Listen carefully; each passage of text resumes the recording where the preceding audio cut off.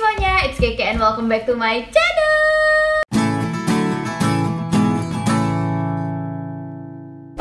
Pak, yang Keke ya? Keke? Ya, oke. Ya, makasih.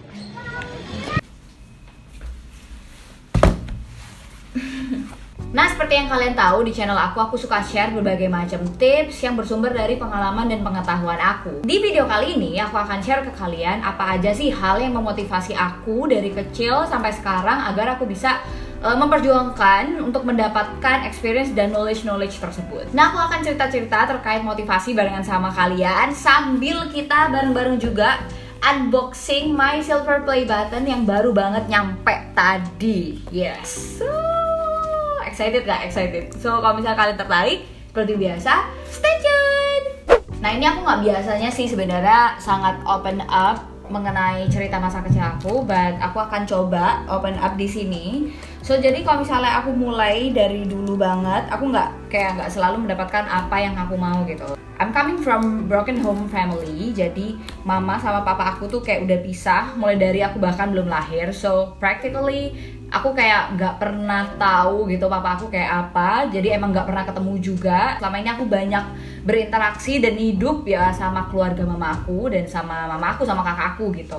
Nah, jadi singkat cerita, setelah pisah sama papa aku, jadi mama aku punya ya keluarga baru gitu. Dan membangun keluarga itu pasti kayak ada apa ya, konflik gitu. Jadi masa kecil aku ini diramaikan oleh banyak hal-hal seperti itu. So untuk membuatku terdistraksi dari pengalaman-pengalaman yang gak enak, jadinya aku tuh rajin belajar gitu. Jadi kayaknya sejak kelas 2 atau 3 SD itu aku mulai rajin banget belajar. Akhirnya kayak kebablasan gitu. Jadi yang awalnya niatnya, motivasinya untuk ngedistract myself dari hal-hal yang negatif menjadi hal yang lebih produktif, lebih positif, malahan jadinya keterusan gitu. Akhirnya dari aku awal sekolah SD sampai SMA, aku tuh nggak pernah di bawah ranking 3 gitu. Pasti di 3 besar, lebih seringnya ranking 1. Anjir, ini congkak sekali ya saya di video ini. Padahal awalnya pengennya kayak kasihan-kasihan gitu, jadinya malah congkak. So ya nggak apa-apa deh.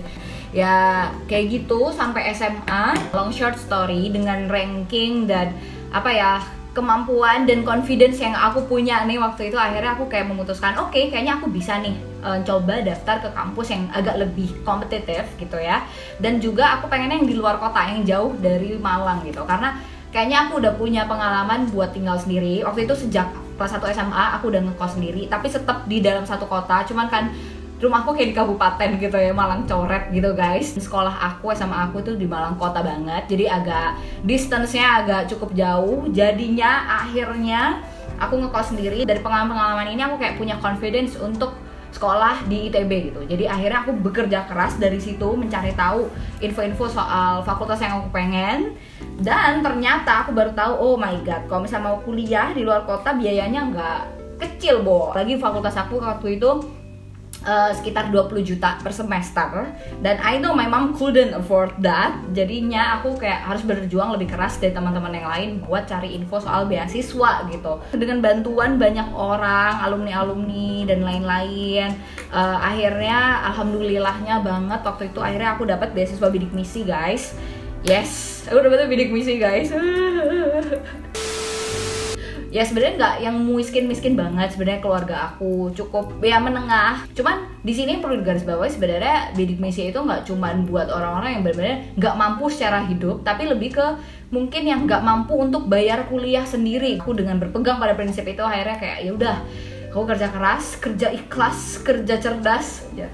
Ini motivasi aku yang ada di sini. Nah, itu motivasi aku SMA. Sesimpel itu, kerja keras, kerja cerdas, lalu kerja ikhlas gitu. Pokoknya berusaha sekeras mungkin, berdoa sekeras mungkin, dan akhirnya alhamdulillah bisa diterima di ITB pakai beasiswa. Bentar, ini gimana ya?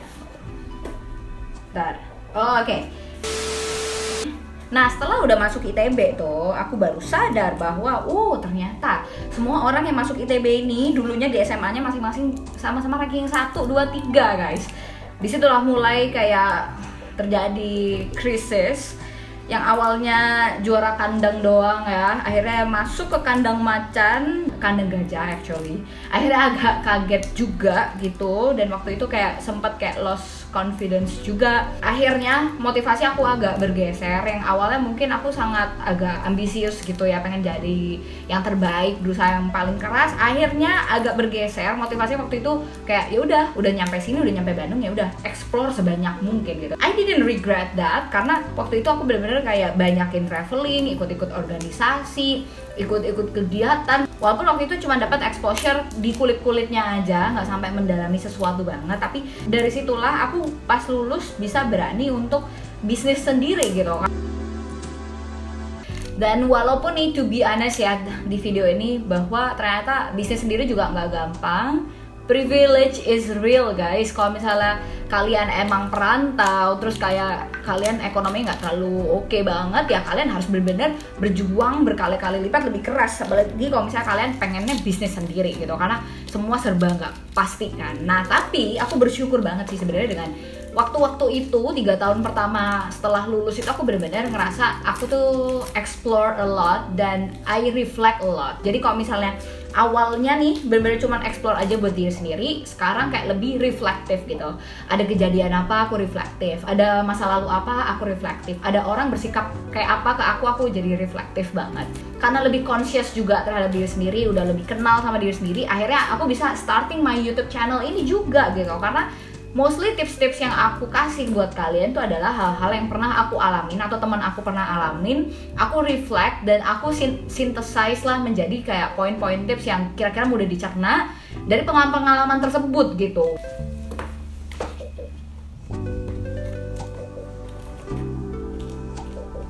Jadi sekarang itu malah battle aku ya guys, battle aku bukan battle sama orang-orang lain yang lebih pintar atau kompetitif, bukan battle dengan financial ya, walaupun tetap financial ya, tetap butuh duit gue guys. Tapi sebenarnya sekarang itu aku lebih battling with myself, jadi lebih apa ya, sekarang tuh motivasiku adalah sebelum umur 30 aku explore sebanyak mungkin dan knowing what's my why and my how gitu loh. Karena aku sadar kayak semakin cepat kamu tahu apa gitu, dan itu akan semakin bagus. Walaupun ya ini disclaimer sedikit, sampai detik ini pun kayak aku akhirnya makin sadar bahwa the why and the how itu akan berubah sepanjang waktu.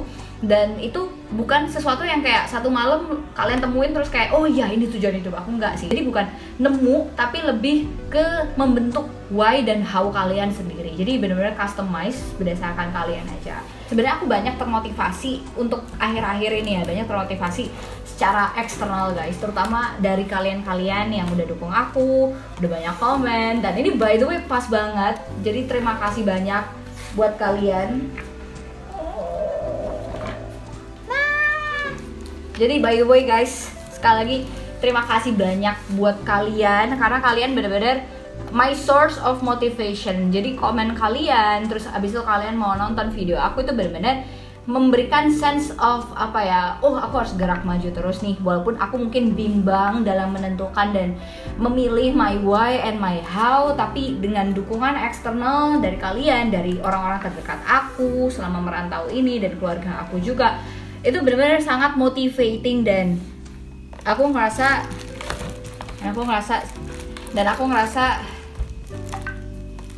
circle play button ini adalah milik kita semua gitu loh, bukan punya aku doang.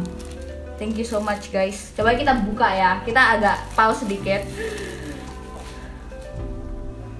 Corona, oh my god. Oke, jadi bau-bau. Nggak terlalu berat sih sebenarnya awardnya, tapi bagus banget, bahannya aku suka. Dan di sini ada tulisan presented to Keke Genio for passing 100,000 subscribers at YouTube. Wah, thank you guys, sumpah thank you. Dan ini adalah surat legendaris itu yang aku kayak bener-bener kapan guys gue dapet ini. Ini akhirnya aku dapet surat dari Susan Wojcicki, CEO of YouTube. Nih semoga kelihatan. Mungkin aku bacain aja walaupun bahasa Inggris aku nggak kayak bagus-bagus banget, cuman I'll try. Katanya begini guys, you have just done something that very few YouTube creators accomplish. You had 100,000 people subscribe to your channel. What you have accomplished can be taken away from you, and we would like to recognize you and all your hard work with the Silver Creator Award. So we know that you don't do this for rewards, you do it because you have a drive to create and share, and because you have found an audience who cares. Yes, you guys. 1M subscribers, 1M. Semoga guys bisa. So, kalau misalnya kalian tanya nih ya, wondering sekarang, aduh enak banget Kak Keke udah punya 100.000 subscribers, udah sukses, kayak udah kaya. Aku baca komen-komen kayak gitu, kadang-kadang apa ya, pasti seneng ya, sebagai manusia pasti kayak diakuin prestasinya itu pasti seneng. Tapi guys, kadang yang kalian lihat di balik itu tuh banyak sleepless night, cries, sacrifices yang aku lakukan buat bisa mencapai 100.000 subscribers gitu, atau mencapai hal-hal lain lah di luar YouTube yang sekarang aku punya gitu. Kalau misalnya kalian nanya nih, jadi kakak udah sukses apa belum? Sebenarnya ini untuk dijawab agak susah ya, karena aku ngerasa oke, aku sukses di hal-hal tertentu gitu, sesuai dengan target yang aku udah set. Nah itu alhamdulillah banget udah tercapai. Tapi apakah terus aku kayak berpuas diri? Ya pasti enggak dong. Dengan hal itu ya berarti sebenarnya aku belum sukses gitu di banyak area yang aku pengen kembangin selanjutnya. So sukses sendiri it depends on the goal, and again it depends on siapa yang nentuin suksesnya, karena standar kesuksesan orang tuh beda-beda. Ini gampang diucapkan tapi sangat nggak gampang dilakukan, dan aku ngalamin sendiri. Mungkin aku selalu ngomong live the present, enjoy the process, tapi kayak ternyata sangat banyak nih anxiety attack yang aku alamin, terutama ketika di Jakarta sekarang. Khawatir dengan tugas-tugas yang nanti harus dikumpulin, khawatir dengan mungkin next career steps apa yang sebaiknya aku ambil, dan lain-lain. Kalian nih yang nonton ini mungkin masih cukup muda, kalian cobain deh beneran apa yang pengen kalian lakukan, kalian cobain dulu. Itu yang exactly what I've done so far. Aku penasaran nih sama sesuatu profesi, ya udah aku cobain dulu. Tapi kalau misalnya kamu kayak udah berusaha keras, kasih effort 200%, walaupun bayaran kamu mungkin cuma 50%-nya atau 100%-nya, gak apa-apa, kasih effort 200%, insya Allah kan digantiin sama yang di atas. Tapi kalau misalnya setelah semua itu hati kamu nih masih ngerasa gak seret, atau kamu ngerasa it's not for me, and then you will know it's not for you gitu, sangat rekomen banget ke kalian buat cobain apapun yang mau kalian lakukan. Entah itu starting your own business, atau starting your own YouTube channel, atau moving to another companies, atau moving to another industries. Dan terima kasih, thank you for mau dengerin aku sharing-sharing di sini. Dan aku selalu sangat-sangat mengapresiasi kalian kalau kalian mau DM aku, atau share di Instastory kalian, atau komen di bawah kalian dapat manfaat apa sih sebenarnya dari channel ini, apa yang kalian harapin dari aku selanjutnya. Itu benar-benar sangat-sangat memotivasi aku, to be honest, benar-benar memotivasi aku banget. Dan makasih banget sumpah buat ini semua. Dan I won't stop ya, aku kayak lagi on fire banget untuk mengembangkan channel ini, mulai kerja sama klien-klien, endorsement yang menurut aku sangat-sangat bagus produknya, dan kalian juga harus tahu. Aku akan share juga di channel ini untuk selanjutnya. Dan ya gitulah kira-kira, semoga videonya menghibur. Terima kasih dan sampai ketemu di video selanjutnya.